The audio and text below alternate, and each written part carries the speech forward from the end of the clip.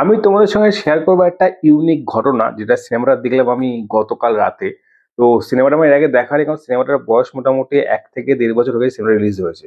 তো কোন সিনেমার কথা বলছি, কিভাবে দেখবে সেটা বলার আগে বলে গেছি সিনেমাটা কেন এত ইন্টারেস্টিং লেগেছে আমার।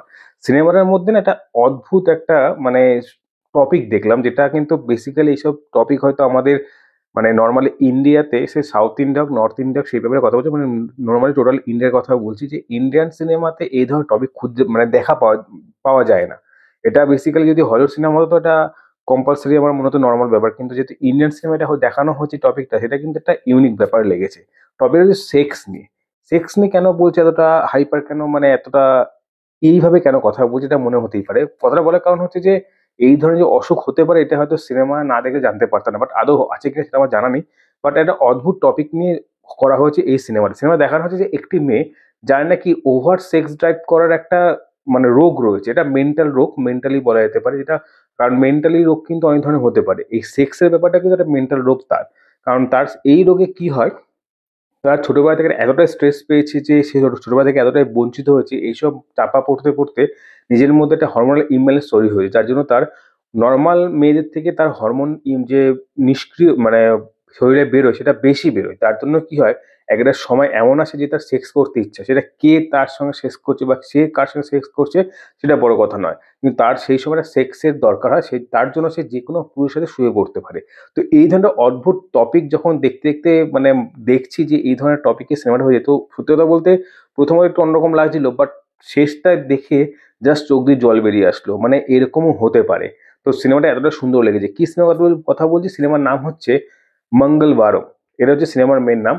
আর কোথায় দেখতে পারবো সেটা একটু পরে বলছি। তো সিনেমার মেন শুরু হয়, শুধু দেখা যায় সেজেল নামে একটা মেয়ে, তার মা মারা যায় এবং তার বাবা দ্বিতীয় বিয়ে করায় সেই মেয়েকে, তার সেই দ্বিতীয় বউ দেখতে পারে না। তো বেসিক্যালি সেই তার বাবার মায়ের কাছে সেই মেয়েকে রেখে অনেক জায়গায় চলে যায়। পরে সেই বাবা তার মেয়ের কাছে আসলে দেখা যায় তার একটাই মাত্র কারণে আসছে, কারণ তার দ্বিতীয় বউ সেই মেয়ে যেহেতু যেখানে রয়েছে সেই মেয়ের জায়গাটা চায়, কারণ সেই ঠাকুমা সেই জায়গা তার নাতনির নামে করে দিচ্ছে, অর্থাৎ প্রথম পক্ষে মেয়ের নামে করে দিচ্ছে। সেটা তার বাবার ইচ্ছা নয়, তার বাবার ইচ্ছা সেই জায়গাটা তার তার নামে করে দেবে, সে তার সেটা দ্বিতীয় বউকে দিয়ে দেবে। কারণ যা তার মা জানে যে সেটা যদি সে করে দেয় তাহলে সেই প্রথম পক্ষে যে মেয়ে আছে সে কিন্তু পুরোপুরি বঞ্চিত হয়ে যাবে, যেহেতু সে এখনো বঞ্চিত। তো বেসিক্যালি এইভাবে আস্তে আস্তে বড় হয়, একটা সময় দেখে তার ঠাকুমা মারা যায় এবং এরপর এরকমই কিন্তু অনেক দুঃখ কষ্ট করে কিন্তু সে বড় হয়। এবং তারপরে দেখা যায় যে একটা প্রফেসরের সঙ্গে তার ভালোবাসা এবং তার সঙ্গে কিন্তু বেশ কিছুদিন শারীরিক সম্পর্ক হয় এবং সে ভাবতে থাকে যে সেই প্রফেসরকে সে বিয়ে করবে, কিন্তু আলটিমেটলি দেখা যায় যে সেই প্রফেসর তাকে ধোঁকা দিয়েছে এবং শেষে সে অন্য একটা মেয়েকে বিয়ে করে নেয়। এখানেও সে ধাক্কা পায়। এই ধাক্কাগুলোর মধ্যে কিন্তু তার একটা মানসিক একটা ভারসাম্য লুকিয়ে ছিল।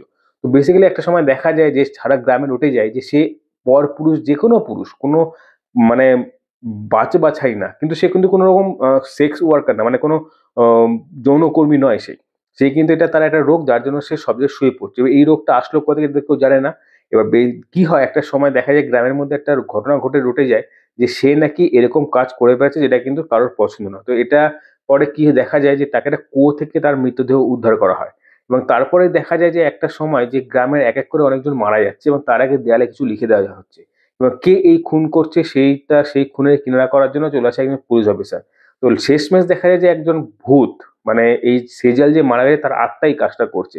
তো আদৌ এর মধ্যে কি রয়েছে, কি আছে, আসল সত্যটা কি, এবং এই যে মানসিক যে তার রোগটা ছিল, এই রোগটাই বা কে আবিষ্কার করলো এবং শেষমেশ তাকে মারলোই বা কেন, বা সে সুইসাইড কেন করলো, নাকি কেউ খুন করলো, এই নিয়ে পুরো সিনেমার গল্প। এবং এই সিনেমা দেখা যাবে অ্যামাজন প্রাইম ভিডিওতে একদম হিন্দিতে। তো যারা এই সিনেমা দেখতে চাও অবশ্যই কিন্তু এই সিনেমা তোমরা দেখতে পারো, বেশ ভালো লাগবে। এবং থ্রিলিং বা যদি সাসপেন্স কিছু এনজয় করতে চাও তাহলে কিন্তু এই সিনেমা তোমাদের জন্য পারফেক্ট। তো বন্ধুরা এই পর্যন্ত দেখা হয় পরের ভিডিওতে। Tata, bye bye.